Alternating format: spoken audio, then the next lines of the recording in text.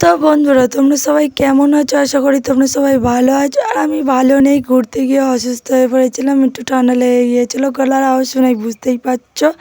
তার জন্য আমি ভিডিও এডিট করতে পারিনি, ভিডিওটা একটু দেরিতে আসলো। আর আমরা যাচ্ছিলাম 7 পয়েন্ট। তোমরা দেখতে পাচ্ছ কত মেঘ, তো আমরা এই মেঘের মধ্যে যাচ্ছিল, গাড়িটা খুব আস্তে আস্তে যাচ্ছিল আর খুব ভালোও লাগছিল। কিন্তু কি বলো তো, আমরা না কিছু দেখা পাইনি। আর এই একটা মন্দিরে যা লেগেছিলাম, আর কোথাও নামতে পারিনি আমরা বৃষ্টির জন্য। এটা হচ্ছে কি একটা লোকনাথ মন্দির, শিব মন্দির, মানে সমস্ত ঠাকুর এখানটায় ছিল, বুঝতে পারছো আর কি।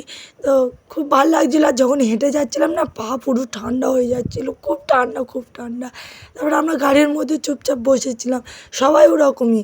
যারা ছাতা নিয়ে গিয়েছিলো তারা ঘুরতে পেরেছিলো, আর যারা ছাতা নিয়ে যায়নি তারা গাড়ির মধ্যে বসেছিলো। তো আমরা বাড়িতে তো আর ছাতা নিয়ে যাইনি, বা ওখানটাও দেখা পাইনি, তাই কেনা হয়নি। তাই আমরা হচ্ছে কি গাড়ির মধ্যে চুপচাপ বসে থাকতে হয়েছিল। এত হারে বৃষ্টি কি বলবো।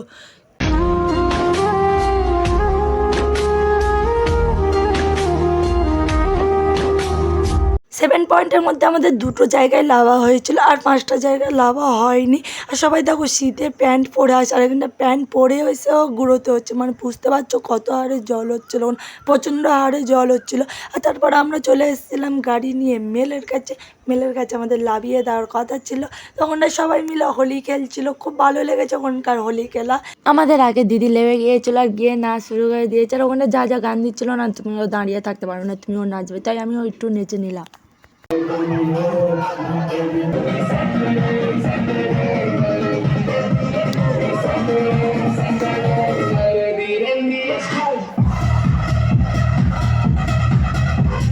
নাচ বন্ধ করে দিয়ে এখন ওপরে উঠে পড়েছে, কারণ বৃষ্টি এসেছিল। আর তোমরা দেখেছো আমরা শীতের পোশাক পরে ওখানটায় ঘুরছি, আর ওখানে এলাকার মানুষগুলো দেখো কেমনভাবে আছে।